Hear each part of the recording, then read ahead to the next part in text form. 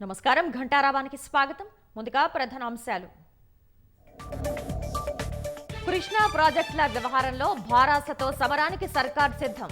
ప్రజాభవన్లో ఎమ్మెల్యేలు ఎమ్మెల్సీలకు power point presentation. Krishna జలాల అంశంపై నేడు అసెంబ్లీలో ప్రభుత్వం తీర్మానం. ఓట్ ఆన్ అకౌంట్పై ఉభయ సభల్లో జరగనున్న చర్చ.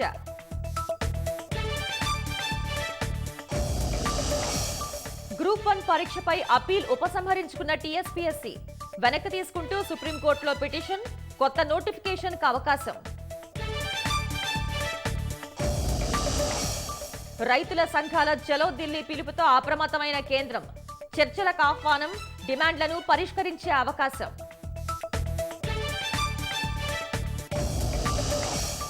బీహార్లో బల పరీక్షకు నితీష్ కుమార్ సిద్ధం. శాసనసభాపక్ష సమావేశానికి 3 ఎమ్మెల్యేల గైర్హాజరు.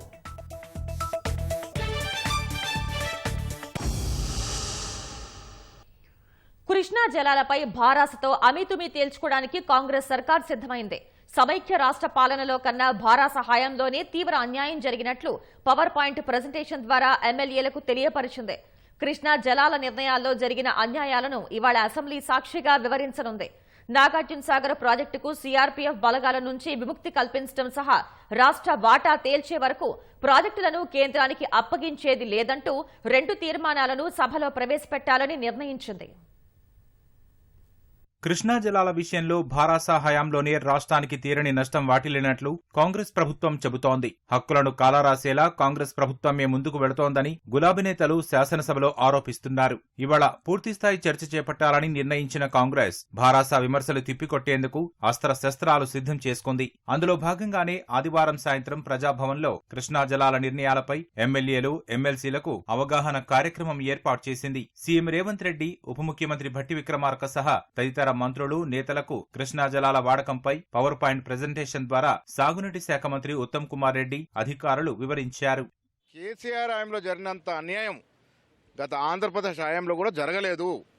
జగన్మోహన్ రెడ్డితో కుమ్మక్కై మన వాటాని, మన హక్కుల్ని, కృష్ణా జలం హక్కుల్ని ఆయనకు ధరావతం చేశాడు. ఆయనే వీడియోలో మాట్లాడిన సందర్భాలు కూడా మేము చూసినాం. ఇప్పుడు అసెంబ్లీలో జరగబోయే సమావేశాల్లో మా ముఖ్యమంత్రి గారు, ఉప ముఖ్యమంత్రి గారు, ఇరిగేషన్ మంత్రి గారు ఇంకా స్పష్టత, స్పీకర్ గారు అనుమతి ఇస్తే చర్చలో పాల్గొని ఇంకా కూడా స్పష్టత ఇస్తారు.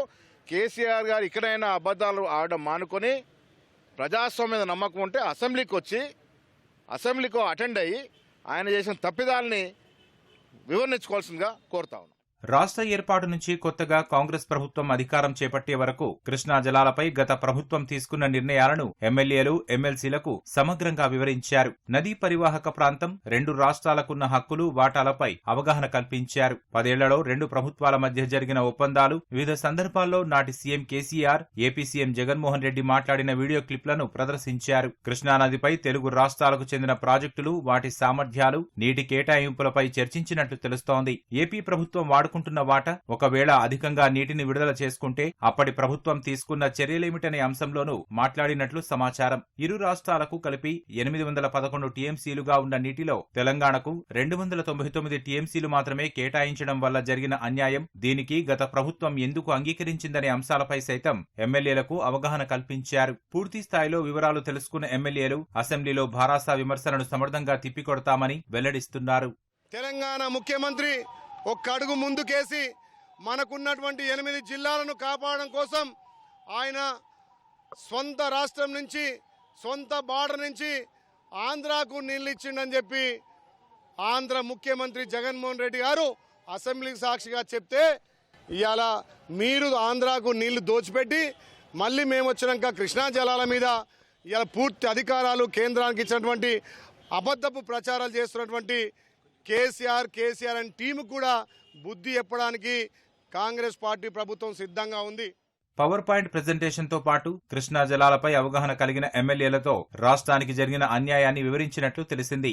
ప్రధానంగా శ్రీశైలం బ్యాక్ వాటర్ ను ఆంధ్రప్రదేశ్ తరలించుకుపోతున్న తీరు, తద్వారా రాష్ట్రానికి జరుగుతున్న నష్టంపై ఎమ్మెల్యేలు రామ్మోహన్ రెడ్డి, ఎన్ఎం శ్రీనివాసరెడ్డి, కోమటిరెడ్డి రాజగోపాల్ రెడ్డి, మదన్ మోహన్లు వివరించినట్లు సమాచారం. నీటి కేటాయింపులు, వాడకం విషయంలో అంతర్జాతీయ సహజ న్యాయ సూత్రాలు, వాటిని తుంగలో తొక్కిన తీరుపై చర్చ జరిగినట్లు కాంగ్రెస్ నేతలు వెల్లడిస్తున్నారు. డెడ్ స్టోరేజ్ నీటిని సైతం ఏపీ తరలించుకుపోతున్న విధానాన్ని సైతం ఎమ్మెల్యేలకు వివరించినట్లు తెలుస్తోంది. అంతకుముందు 44,000 క్యూసిక్లు ఉన్నటువంటి దాన్ని 88,000 క్యూసిక్లకు పెంచడానికి అనుమతించడమే కాకుండా డెడ్ స్టోరేజ్ నుంచి తీసుకోవడానికి అనుమతి ఇచ్చినటువంటి కేసీఆర్ ఒక వైనాన్ని మాకు కళ్ళ గట్టినట్టుగా చూపెట్టిండు.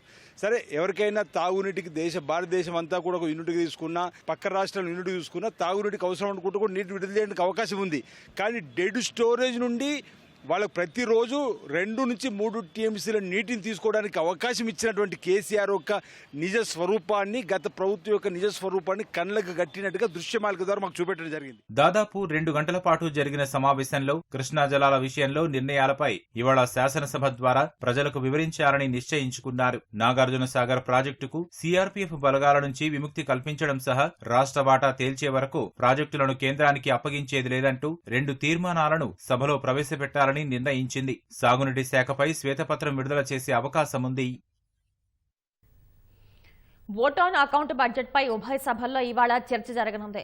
ఉప ముఖ్యమంత్రి మల్లు భట్టి విక్రమార్క దీనికి సమాధానమిస్తారు. ఉదయం సంతాప తీర్మానాల అనంతరం అసెంబ్లీ ముందుకు సిగరెట్లు, పొగాకు ఉత్పత్తుల బిల్ రానుంది. పొగాకు ఉత్పత్తుల తయారీ, సరఫరా నియంత్రణ, ప్రకటనల నిషేధానికి సంబంధించిన సవరణ బిల్ను సీఎం రేవంత్ రెడ్డి ప్రవేశపెట్టనున్నారు. మరోవైపు ఇవాల్టి అసెంబ్లీ అజెండాలో కృష్ణా జలాల అంశంపై తీర్మానాన్ని ప్రభుత్వం ప్రవేశపెట్టనుండగా ఆ తర్వాత చర్చ జరగనుంది.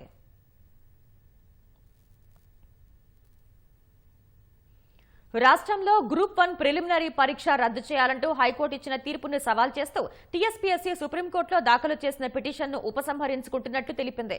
ఈ మేరకు సుప్రీంలో పిటిషన్ దాఖలు చేసింది.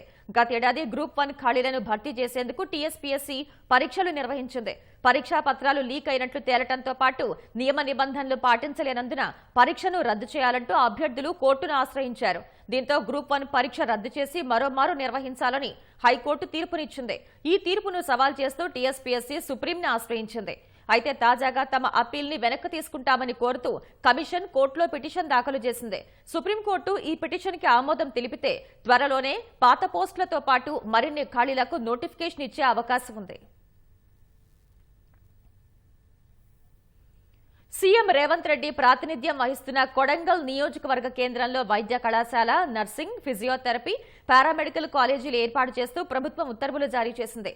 ప్రస్తుతం ఉన్న 50 పడకల సామాజిక ఆరోగ్య కేంద్రాన్ని 220 పడకల ఆసుపత్రిగా మార్చనున్నారు.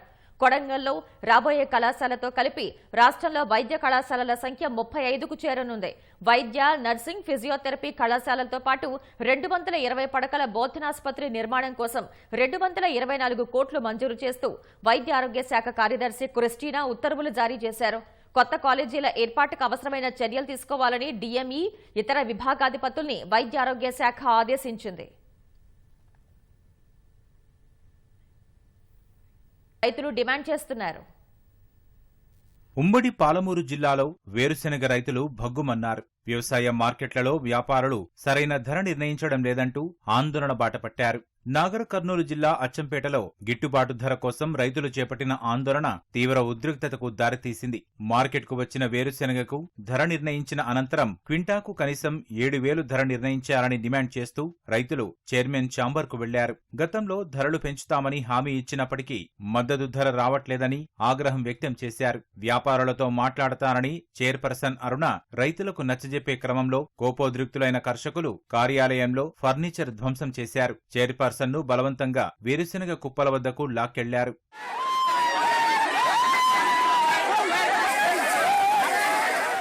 అనంతరం వ్యాపారులు రావాలంటూ ప్రధాన రహదారిపై రాస్తారోకోకు దిగారు. రైతులను ఆందోళన విరమింపజేసేందుకు పోలీసులు రావడంతో కొద్దిసేపు తోపులాట జరిగింది. ప్రస్తుతం మార్కెట్లో ఉన్న వేరుశెనగకు రీటెండర్ నిర్వహిస్తామని హామీ ఇవ్వడంతో రైతులు ఆందోళన విరమించారు.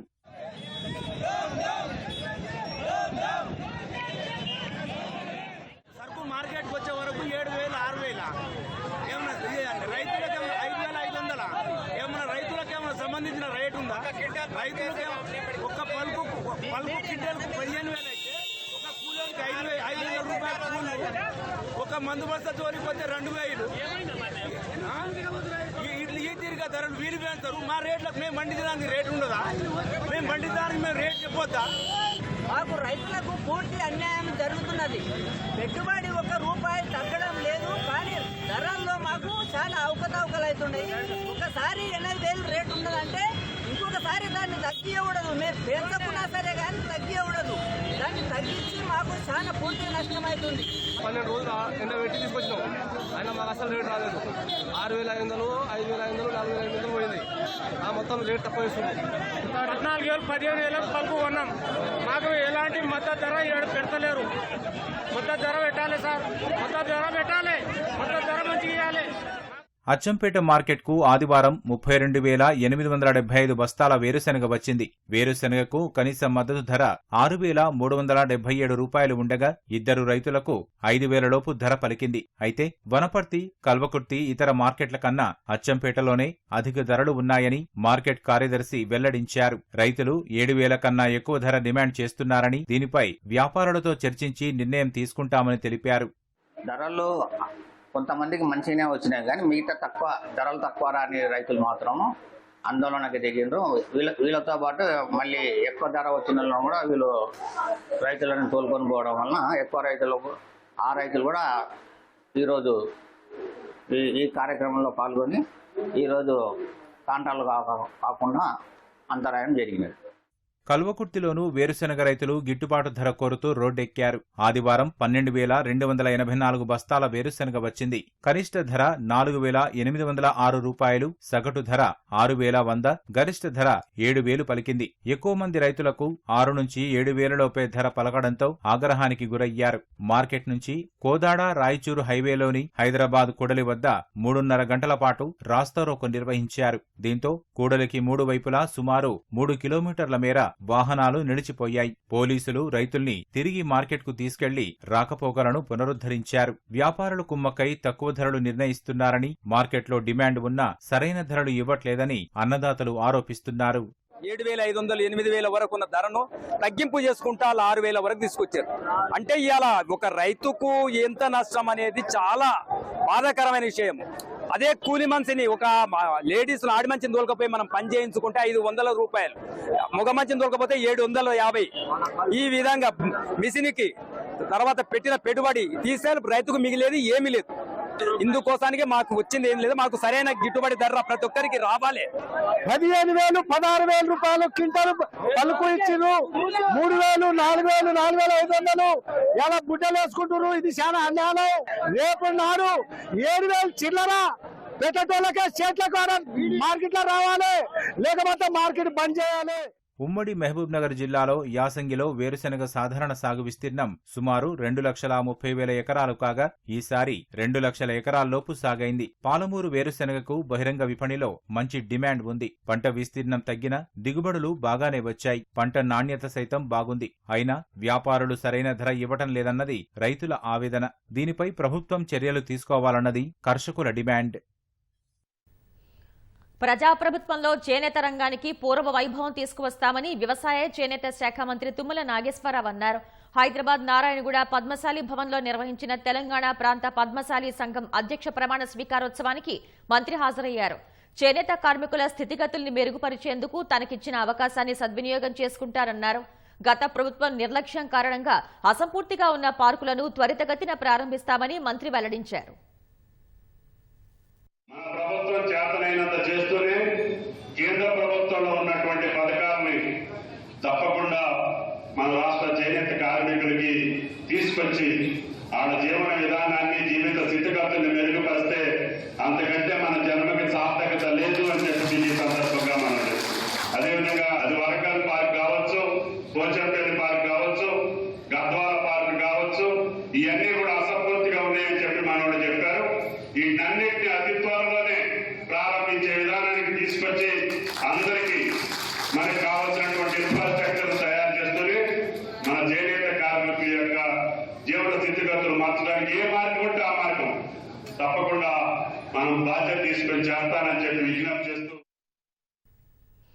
రాష్ట్రంలో అత్యధిక లోక్సభ స్థానాలు గెలుచుకోవడమే లక్ష్యంగా ప్రణాళికలు రూపొందిస్తున్న అధికార కాంగ్రెస్ ఆ దిశగా కసరత్తు మరింత ముమ్మరం చేస్తోంది. పార్లమెంట్ బరిలో నిలిచే ఆశావహ అభ్యర్థుల వివరాలను ప్రదేశ్ ఎన్నికల కమిటీ పరిశీలించింది. ఖమ్మం లోక్సభ స్థానం నుంచి పోటీకి 12 మంది ఆశావహులు దరఖాస్తు చేసుకోగా వీరిలో సరైన అభ్యర్థి ఎంపిక కోసం తీవ్ర కసరత్తు సాగిస్తోంది. ఖమ్మం బరిలో పార్టీ అగ్ర నాయకురాలు సోనియా గాంధీని రంగంలోకి దిగాలంటూ డిమాండ్లు వినిపిస్తుండగా ఒకవేళ పార్టీ అధినేత్రి పోటీలో లేని పక్షంలో సీటు తమదంటూ నేతలు ధీమా వ్యక్తం చేస్తున్నారు. దీంతో ఖమ్మంలో కాంగ్రెస్ రాజకీయం రసవత్రంగా మారింది. లోక్సభ ఎన్నికల్లో పోటీ చేసే అభ్యర్థుల ఎంపికపై కాంగ్రెస్ ప్రత్యేక దృష్టి సారించింది. ఇప్పటికే టికెట్ ఆశిస్తున్న నేతల నుంచి దరఖాస్తులు స్వీకరించగా గాంధీ భవన్ వేదికగా దరఖాస్తుల పరిశీలన ప్రక్రియ మొదలైంది. పీసీసీ అధ్యక్షుడు రేవంత్ రెడ్డి అధ్యక్షతన పార్టీ కార్యాలయంలో మంగళవారం సమావేశమైన ప్రదేశ్ ఎన్నికల కమిటీ ఆశావాహుల వివరాలు పరిశీలించింది. 12 మంది నాయకులు దరఖాస్తు చేసుకున్నారు.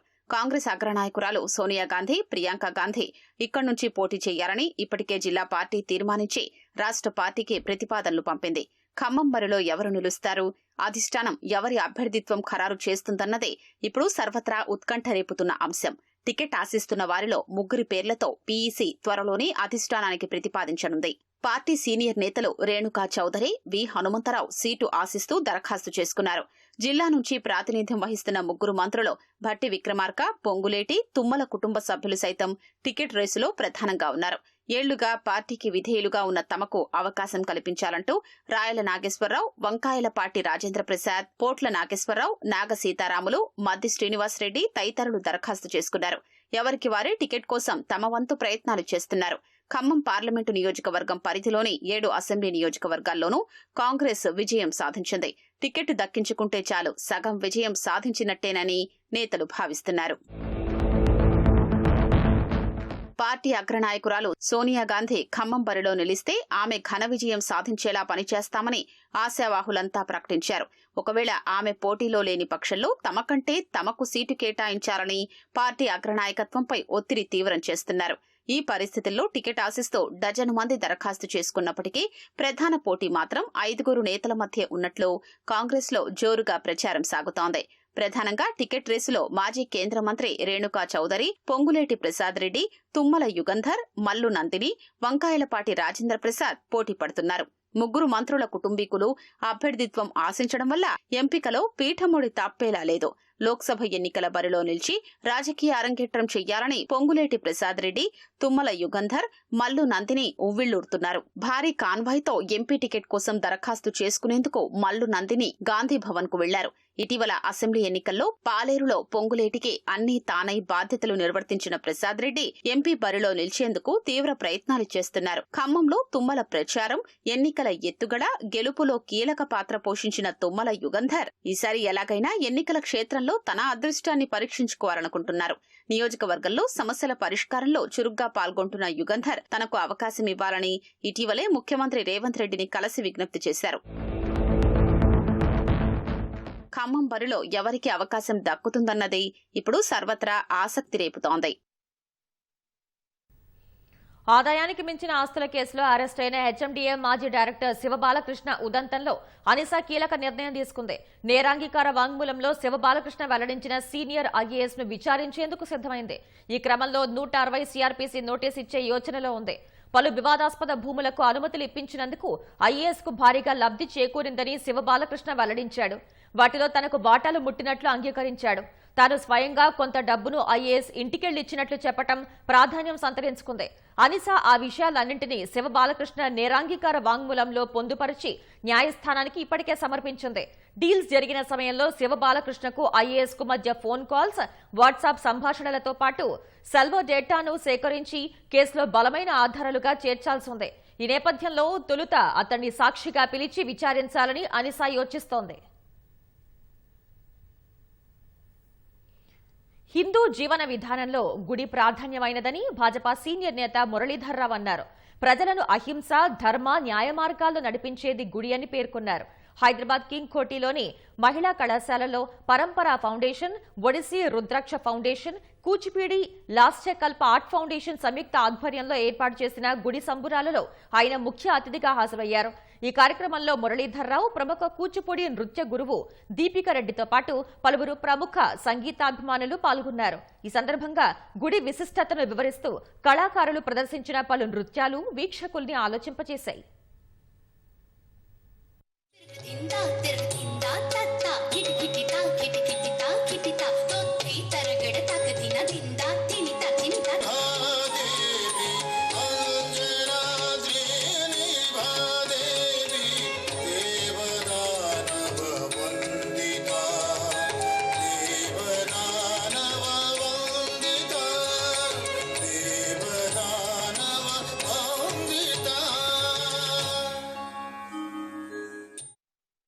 గుడి అనేక వేల సంవత్సరాలు ఈ యొక్క సమాజాన్ని ఒక అహింస, ధర్మ, న్యాయ మార్గాల్లో సమాజం అంతర్ధానం కాకుండా సంస్కృతిని ఎల్లవేళలా వికసింపజేస్తూ ఉండడంలో ప్రధానమైనటువంటి కేంద్రం హిందూ జీవన విధానంలో గుడి. ఈరోజు గుడి ఏదైతుందో ఇది స్టేట్ కంట్రోల్లో ఉంది. వాస్తవంగా ఈ గుడి అనేటువంటి విషయం నాన్ బిలీవర్స్ చాలాసార్లు ఏదైతే గుడిని విశ్వసించని వాళ్ళు, గుడి యొక్క ఆత్మతత్వాన్ని చాలాసార్లు అర్థం చేసుకునే వాళ్ళు గుడిని నియంత్రించడం ఇది నిజమైన స్వాతంత్రానికి ఆధారం కాదు. రాబోయేటువంటి రోజుల్లో గుడులు కూడా స్వతంత్రం కావాల్సిన అవసరం ఉంది. డిమాండ్ల సాధన కోసం రేపు ఢిల్లీ చలో కార్యక్రమానికి రైతులు పిలుపునిచ్చిన నేపథ్యంలో హర్యానా, ఢిల్లీ పోలీసులు అప్రమత్తమయ్యారు. పలుచోట్ల సరిహద్దుల్ని మూసివేసి భారీగా బలగాలను మోహరిస్తున్నారు. పంజాబ్తో తమ రాష్ట్ర సరిహద్దును శంభు వద్ద హర్యానా పోలీసులు మూసివేశారు. రహదారిపై ఇసుక సంచులు, ముళ్ల కంచెలు, కాంక్రీట్ దిమ్మెలను అడ్డంగా పెట్టారు. అల్లర్ల నిరోధక బలగాల వాహనాలను నిలిపి ఉంచారు. అత్యవసరమైతే తప్ప ప్రధాన రోడ్లపై ప్రయాణించవద్దని ప్రజలకు సూచించారు. ఢిల్లీ చలోలో పాల్గొనకుండా రైతుల్ని ఆపేందుకు ఖాప్ పంచాయతీలు, గ్రామాల సర్పంచులతో పోలీసులు చర్చలు జరిపారు. దాదాపు 20,000 మంది రైతులు ఢిల్లీకి వచ్చే అవకాశాలున్నాయని నిఘా వర్గాలు అంచనా వేశాయి. ఈ ఆందోళనలు ఎలా చేపట్టాలన్న దానిపై రైతు సంఘాలు 40 సార్లు రిహార్సల్స్ నిర్వహించాయని తెలిపాయి. కొందరు రైతులు ప్రధాని మోదీ, కేంద్ర మంత్రులు అమిత్ షా, అర్జున్ ముండా సహా పలువురు భాజపా సీనియర్ నేతల ఇళ్ల ముందు నిరసన చేపట్టే అవకాశాలున్నాయని నిఘా వర్గాలు పేర్కొన్నాయి. రైతు సంఘాలు ఇచ్చిన ఢిల్లీ చలోకు కాంగ్రెస్ పార్టీ మద్దతు ప్రకటించింది. మరోవైపు రైతు సంఘాల ప్రతినిధులతో మరో దఫా చర్చలు జరిపేందుకు కేంద్రం వారిని ఆహ్వానించింది. బీహార్లో వరుసగా 9వ సీఎంగా ప్రమాణ స్వీకారం చేసిన నితీష్ కుమార్ ఇవాళ బల నిరూపణకు సిద్దమయ్యారు. బల పరీక్షల విజయం సాధించనున్నట్లు జేడీయూ విశ్వాసం వ్యక్తం చేసింది. బల పరీక్షకు ముందు పట్నాలో జరిగిన జేడీయూ శాసనసభాపక్ష సమావేశానికి 3 ఎమ్మెల్యేలు గైర్హాజరు కావడం చర్చనీయాంశంగా మారింది. అనివార్య కారణాలతో సమావేశానికి రాలేకపోతున్నట్లు గైర్హాజరైన ఎమ్మెల్యేలు సమాచారం ఇచ్చినట్లు బీహార్ శాసనసభ వ్యవహారాల శాఖ మంత్రి విజయ్ కుమార్ చౌదరి తెలిపారు. ఇవాళ జరిగే బల పరీక్షకు తమ ఎమ్మెల్యేలందరూ హాజరవుతారని చెప్పారు. 243 స్థానాలు కలిగిన బీహార్ శాసనసభలో ఎన్డీఏకు 128 మంది సభ్యుల బలముందని జేడీయూ మంత్రి తెలిపారు. బల పరీక్ష నెగ్గిన తర్వాత స్పీకర్పై అవిశ్వాస తీర్మానం ప్రవేశపెట్టనున్నట్లు చెప్పారు. పాకిస్తాన్ ఎన్నికల్ని ప్రభావితం చేసిన సైన్యం, అధికారం ఎవరు చేపట్టాలనే విషయాన్ని శాసించే దిశగా పావులు కదుపుతున్నట్లు తెలుస్తోంది. నవాజ్ షరీఫ్ నేతృత్వంలో పీఎంఎల్ఎన్ సంకీర్ణ ప్రభుత్వం అధికారం చేపట్టేలా సహకారం అందిస్తోంది. ఈ నెల 8న జాతీయ అసెంబ్లీ 265 స్థానాలకు జరిగిన ఎన్నికల్లో ఇమ్రాన్ సారథ్యంలోని పీటీఐ 101 స్థానాలతో అతిపెద్ద పార్టీగా అవతరించింది. పీఎంఎల్ఎన్ 75, బిలావల్ భుట్టో నాయకత్వంలోని పాకిస్తాన్ పీపుల్స్ పార్టీ 54 స్థానాలు గెలుపొందినట్లు ఎన్నికల సంఘం ప్రకటించింది. ఎంక్యూఎంపీ మరో 17 స్థానాల్లో విజయం సాధించిందని తెలిపింది. నవాజ్ షరీఫ్ నేతృత్వంలోని పీఎంఎల్ఎన్, పాకిస్తాన్ పీపుల్స్ పార్టీ, ఎంక్యూఎంపీ మద్దతుతో ప్రభుత్వాన్ని ఏర్పాటు చేయాలని సైన్యం ప్రయత్నిస్తోంది. ప్రభుత్వ ఏర్పాటుకు 133 సీట్లు కావాల్సిన నేపథ్యంలో ఈ 3 పార్టీలకు సరిపడా బలముంది. అయితే షరీఫ్ ప్రధాని కావటం పీపీపీకి ఇష్టం లేదన్న వార్తలు వస్తున్నాయి. ఈ నేపథ్యంలో నవాజ్ సోదరుడు షహబాజ్ పేరును పీఎంఎల్ఎన్ ప్రతిపాదించినట్టు తెలుస్తోంది. ఓట్ల లెక్కింపులో అక్రమాలు జరిగాయని ఆరోపిస్తూ పీటీఐ శ్రేణులు రావల్పిండి, లాహోర్ సహా పలు ప్రాంతాల్లో ఆందోళనకు దిగాయి. ఆందోళనకారుల్ని చెదరగొట్టేందుకు పోలీసులు బాష్పవాయు గోళాలను ప్రయోగించారు. ఓటమి పాలైన పీటీఐ స్వతంత్ర అభ్యర్థులు కొందరు కోర్టులను ఆశ్రయించారు. చిన్నారులకు సాహిత్యంపై మక్కువ పెంచే విధంగా బాల సాహిత్య రచనలు ఉండాలని ప్రముఖ రచయిత వక్కలంక కిషోర్ అన్నారు. సాహిత్యం వల్లనే సమాజంలో మార్పు వస్తుందన్నారు. హైదరాబాద్ రవీంద్ర భారతిలో మాచిరాజు బాల సాహిత్య పీఠం సంయుక్త ఆధ్వర్యంలో బాల సాహిత్య పురస్కారాల ప్రదానోత్సవం నిర్వహించారు. ఈ సందర్భంగా 750 చందమామ కథలు రాసిన వసుంధర దంపతులను కేంద్ర సాహిత్య అకాడమీ పురస్కార గ్రహీత దాసరి వెంకటరమణ, మాచిరాజు సీతారామయ్య, రత్నకుమారి దంపతులకు స్మారక బాల సాహిత్య పురస్కారాలతో ఘనంగా సత్కరించారు. ప్రస్తుతం వస్తున్న బాల సాహిత్యం ఆవశ్యకత, రచయితల పాత్ర వంటి అంశాలపై పలువురు వక్తలు మార్గనిర్దేశం చేశారు. ఈ సందర్భంగా చిన్నారులు ప్రదర్శించిన పలు సాంస్కృతిక కార్యక్రమాలు ఆకట్టుకున్నాయి.